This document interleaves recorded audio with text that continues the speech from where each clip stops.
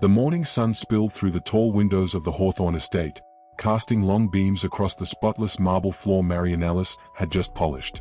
Her knees ached, they always did, but she moved with quiet purpose, humming a gospel hymn under her breath, as she had done every day for the past 23 years. Marion's hands were calloused, worn from decades of scrubbing, lifting, serving. Her back, slightly stooped from years of bending, carried the weight of not just labor, but silence. She had learned long ago that in the grand, echoing halls of white wealth, her voice was best kept low, or not used at all.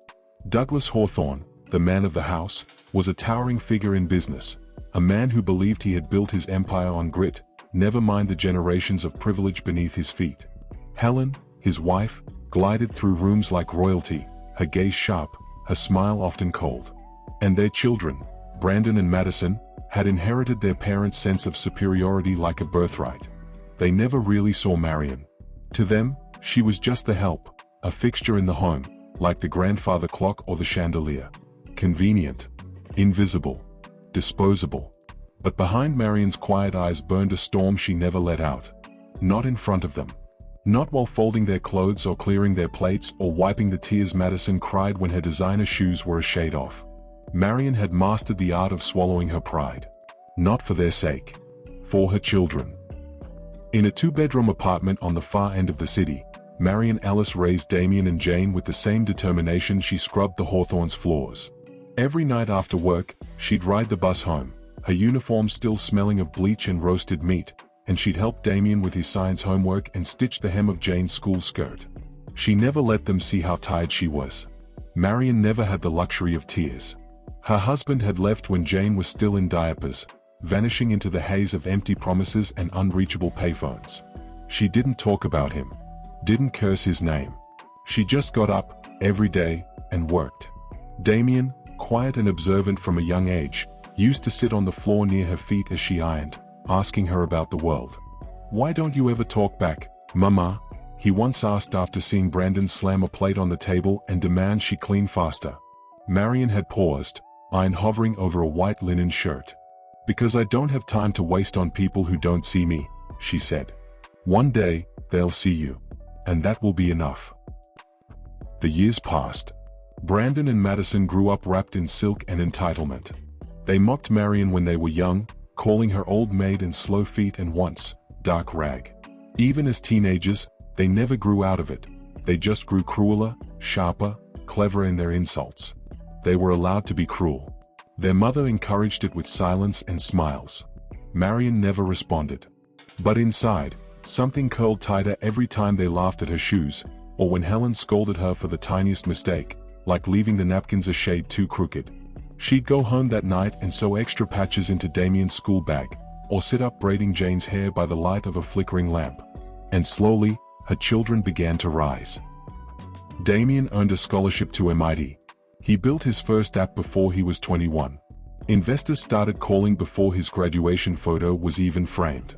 Jane had an eye for design. By 23, she was being courted by luxury brands. By 27, she had launched her own label, J. Ellis. Sleek, unapologetic, black excellence.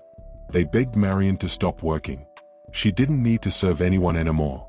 They could buy her a house, 3 houses, fly her to Paris, hire cooks, anything. But she always shook her head with a small smile. "I'm just used to it," she'd say. "What would I do if I stopped?" What she didn't say was that she didn't know how to not serve. The job had become her rhythm, her armor, her silence. And in some strange way, even after all the abuse, she felt safer in routine than in rest. Even if they still treated her like nothing. Even when Brandon shouted at her one morning, called her useless because she hadn't ironed his shirt fast enough. Even when Helen sighed and said, "At your age, Marion, I'd expect better. Or less." Even when Madison sneered, "Don't touch my dress with those worker hands, please." Marion only nodded, stepped back, kept her voice folded beneath her breath. But something was shifting. She didn't know it yet, but silence was no longer the only thing keeping her children quiet. They were watching now. The walls of the Hawthorne estate remained pristine, untouched by time. The silver was polished, the floors gleamed, and the windows let in light that never quite reached Marion Ellis. She still moved through those grand rooms as she had for decades, quiet, steady, invisible. But the world outside had begun to change. Far from the marble halls and clipped tones of the Hawthorns, two black stars were rising. Damian Ellis stood in the center of a glass high-rise in downtown San Francisco, the skyline a jagged crown behind him. His company, Econova Tech, had just been valued at over $900 million, a number he still whispered in disbelief sometimes. Not because he hadn't earned it, but because somewhere deep down, he could still see the cracked tiles of the apartment where his mother used to warm soup after working 16 hours straight. He never forgot.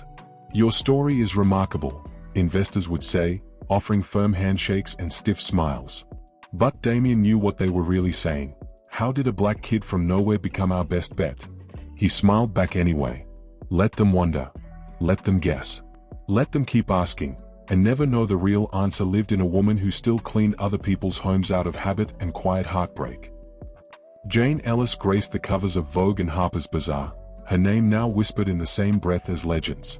Her label, J. Ellis, was praised for its bold designs, its celebration of black beauty, its refusal to bend. She strutted down runways in Milan and Paris, but always called home after every show. "Mama," she'd say, "did you see the red one? The silk gown with the feathers? That was for you." Marion would smile, pride soft in her chest, even as she folded the Hawthorns sheets. "I saw it, baby. I saw you." The Hawthorns didn't know. They didn't care to know. To them, Ellis was still just the tired old woman who knew her place. They didn't recognize her name on the news. Not when Damian was profiled in Forbes 30 Under 30, not when Jane received the Fashion Icon of the Year award. They didn't see her children in the people the world now revered, because they never looked beyond Marion's uniform. Then came the letter. Douglas Hawthorne was planning a grand networking event, a dinner party like no other. It would be hosted in their estate, naturally, a spectacle for business partners, politicians, tech leaders, investors, tastemakers. Everything had to be perfect. He paced in his study, brandy in hand, when Brandon entered. "Father," Brandon said, "there's a man you should invite. Damian Ellis. He's the one everyone's talking about in the valley. Black kid. Built his company from scratch. Might be looking for partners." Douglas lifted an eyebrow. "We're inviting tech princes now." "He's not a prince," Brandon said. "He's a king. Everyone wants him." Helen, seated nearby, chimed in. "We must think of the future. Get him here. Show him the Hawthorne legacy."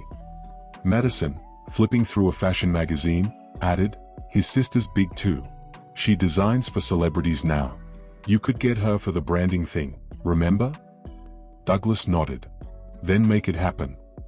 Brandon smirked. "Already sent the invite." And so, the plan unfolded. Marion worked harder than ever, polishing, prepping, overseeing the caterers, arranging flowers, checking the silverware twice. She didn't know who the guests would be. She only knew the house needed to shine. She didn't complain. She never did. The night arrived like thunder wrapped in silk. The estate glittered with chandeliers, white roses, and strings of music from a live quartet. Guests arrived in black ties and champagne gowns. And then, among them, walked Damian Ellis, in a sleek tailored suit, head high, eyes calm. Beside him, Jane Ellis, stunning in a black gown that caught every light like it was woven from stars. They moved with quiet confidence, stepping through the doors like they owned the place. Because in a way, they did. Marion was in the hallway, setting down fresh candles. She turned when she heard familiar voices. Her heart stopped. "Mom?" Damian's voice was soft, stunned. "What are you doing here?" Jane froze beside him. "Wait, this is the house you've been working in." Marion blinked, caught between joy and dread. I didn't know you were coming." "You work for them?" Jane asked quietly, eyes already moving across the grand room, her jaw tightening. Before Marion could answer, a voice sliced through the air. "Hey, old hag. I told you to clean that spill." It was Brandon, standing with a glass of champagne, waving her over like a dog. "Come on. You're just standing there." He didn't see who she was standing with. But Damian did. And something inside him broke. The boy who used to sit quietly at Marion's feet, The boy who had listened to her lullabies and watched her bleed for their future, felt his chest fill with a storm he could no longer silence. He opened his mouth, but Marion placed a hand on his arm. A silent plea, not here. Not yet. He clenched his jaw. And nodded. Later, as the guests were seated and the air buzzed with conversation, Douglas Hawthorne stood and welcomed everyone with a self-important smile. "We are honored to have such power and promise in one room," he said. "Tonight, we hope to build bridges between legacy and innovation." Then he gestured toward Damien. "And now, a few words from the future himself." Damien rose slowly, walked to the front, his gaze sweeping the room. His voice, when it came, was deep, measured, and laced with something the Hawthorns didn't recognize: truth. "Everyone here has built something. But none of us built alone." A pause. "There is someone in this room who built me. Who carried me, fed me, taught me, held me through every storm. Someone who gave up her voice so I could find mine." Heads turned. Douglas looked confused. Helen blinked. Brandon froze, mid-sip. Damien's voice sharpened. "She is the reason I am standing here. She is the reason I have anything to offer." He turned and looked at Marion. "My mother. Marion Ellis." Gasps. Silence. And then, as if time cracked in half, Jane stood beside him and said loudly, "She's the woman you've insulted, ignored, belittled, while begging us for opportunity." The room reeled. Marion stood still, trembling. Damien gestured to the seat at the head of the table. "I won't sit unless she does." Jane stepped forward. "She's the only reason we are here. And from today, she'll never have to stand beneath anyone again." Brandon looked pale. Helen's face had gone blank. Douglas tried to speak, but the weight of shame silenced even his pride. Marion walked slowly, every eye in the room following her, every breath held in awe or horror or reverence. She Saturday. And the world shifted. The sound of 100 whispered thoughts filled the silence. Clinking glasses paused mid-air, eyes darting, reputations unraveling at the seams. And Marion Ellis, in her plain black shoes and modest dress, sat at the head of the Hawthorne dining table. For decades, she had served from the shadows of this room, pouring wine, setting plates, picking up discarded linen napkins with quiet dignity. Now, for the first time, the silver gleamed for her. The crystal glowed in front of her place. She sat, hands folded, unsure if she should touch anything at all. Damien remained standing behind her, one hand resting on the back of her chair like a guardian. Jane sat to her right, her fingers lightly grazing Marion's arm in silent support. Across the table, the Hawthorns sat in a stunned, shrunken silence. Douglas Hawthorne tried to recover first. "Well," he said, clearing his throat, "this is quite the surprise. I had no idea. Marion, why didn't you say something?" The lie hung in the air like a thick fog. Jane's eyes narrowed. "Say something?" she echoed. "You had 30 years to see her. You just chose not to." Brandon scoffed. "This is ridiculous. She's just made. We would not have thought she has successful children." "She's our mother," Damien cut in sharply, his voice a blade. "And you don't speak to her that way." Madison let out a nervous laugh. "Okay, let's not make this some racial thing." "It is a racial thing," Jane snapped. "You think we don't know how she was treated? How you made her feel less than human, day after day? You think she never came home crying?" Marion's breath caught in her throat. She never told them. Not all of it. Not how Helen once made her scrub a guest's vomit with a toothbrush. Not how Brandon let his friends call her names while she served them lemonade. Not how Madison once threw a tantrum and accused her of stealing a scarf, and she was searched like a criminal. She never told them. But somehow, they knew, and after the party, they decided they would never let her go unseen again. The car ride home was quiet at first. Marion sat in the back seat between Damien and Jane, her hands folded neatly in her lap, her eyes turned toward the passing city lights. But her mind was still in that room, still at that long white table where she had finally been seen. "Was it too much?" she asked softly. Damien turned to her. "It wasn't enough. But it was a start." Jane reached over and held her mother's hand. "You don't ever have to stand behind anyone again, Mama. Not ever." Tears welled in Marion's eyes, but she blinked them back. She had cried in silence for too many years. Now, She wanted to cry because she was full, not broken. "I didn't raise you to fight," she whispered. "No," Damien said gently. "You raised us to stand. And tonight, we did." They pulled up in front of a small brownstone, the one Damien had bought for her long ago, the one she'd refused to move into until now. Marion looked up at it, the porch light casting a soft glow over the steps. "You're home," Jane said. Marion hesitated before stepping out of the car. The night was cool, but not cold. The stars looked different somehow, closer, kinder. Maybe because, for the first time in her life, she felt weightless. They walked her inside. The furniture was new, the air warm. On the mantel, framed photos of Jane on runways and Damien in boardrooms sat beside a worn, sunlit picture of a much younger Marion holding them as babies, all of them smiling despite the hunger, the struggle, the odds. Damien set her bag down. Jane fluffed the pillows. Marion stood in the middle of the room, still in her modest dress, still unsure if she deserved all of it. But then she heard Jane's voice behind her. "You gave us everything. Let us give you rest." Marion sat on the couch and exhaled, deeply, freely, for the first time in years. And as her children moved around her, fussing and laughing, setting out tea and sweetbread like they used to, Marion Ellis realized something simple, profound, and final. She was no longer just someone's maid. She was the reason an empire stood. And from this night forward, the world would remember her name. 3 months later, the marble halls of the Hawthorne estate felt colder. Douglas sat in his study, thumbing through a report with shaking hands. Across from him, Brandon paced restlessly while Madison scrolled through her phone with forced indifference. Helen sat rigidly, a fresh layer of tension on her already stiff shoulders. "They won't return our calls," Brandon muttered. "Not him, not his people. Nothing." "They rejected the proposal again this morning," Helen added through clenched teeth. "Said they were pursuing partnerships aligned with their values." Douglas slammed the folder shut. "We are aligned. We are legacy. Prestige. We helped build this industry." "No," Madison said quietly, not looking up from her phone. "We inherited it. They built something real."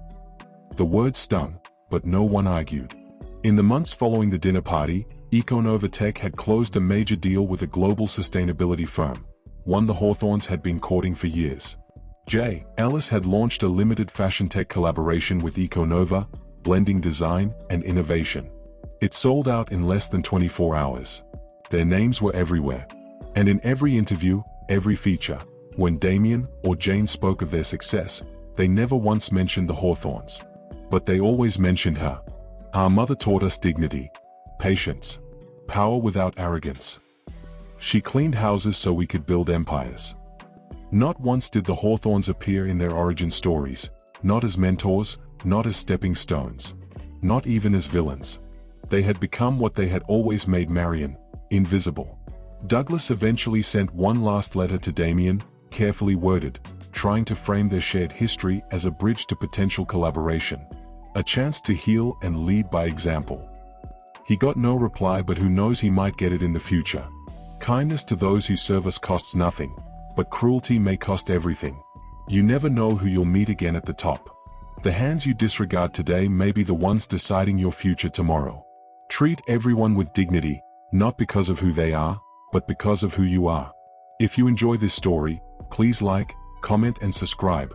Until next time, stay curious. Who knows what story we will uncover next?